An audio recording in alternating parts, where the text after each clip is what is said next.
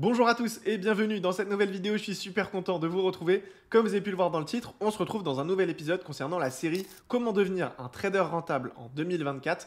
Donc dans cette vidéo, on va voir ensemble le principe de liquidité. J'espère que vous êtes prêts à prendre des notes. On passe tout de suite sur mon ordinateur, c'est parti.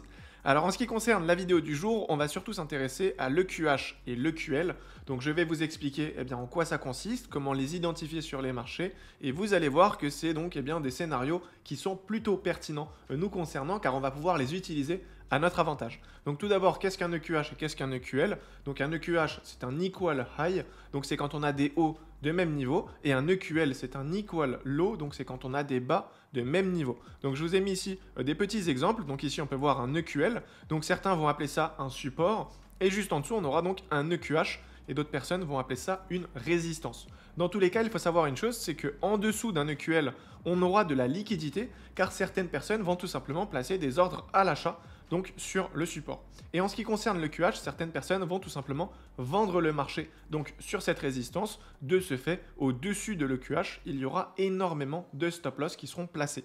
Donc vous l'avez compris, on va pouvoir utiliser ça à notre avantage et prendre des positions donc en déterminant un petit peu le sens du marché et de la liquidité. Donc voici le mouvement qui est attendu dans le cas d'un EQL. On va tout simplement attendre nous à ce que le composite man, donc les grands intervenants, viennent récupérer cette liquidité en passant en dessous de l'EQL. Car une fois qu'on va casser l'EQL, on va récupérer de la liquidité acheteuse. Et ainsi on pourra donc faire un mouvement haussier.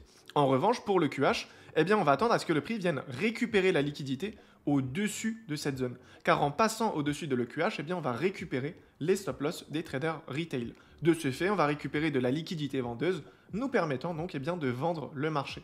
Donc vous l'avez compris, ça va être des confirmations. On ne peut pas se baser uniquement sur un EQH ou un EQL pour entrer en position. Ça doit faire simplement partie d'une stratégie, mais dans tous les cas, il faut savoir que c'est vraiment quelque chose qui est très puissant et qui fonctionne très bien. Si on passe un petit peu sur les graphiques, on peut voir par exemple ici un EQH. Alors ce qu'il faut savoir, c'est que l'EQH ou l'EQL ne doit pas être forcément au pips près. Il faut vraiment comprendre ici le concept. En fait, quand on aura des résistances ou des supports, cela va inciter certains traders à prendre position sur le marché.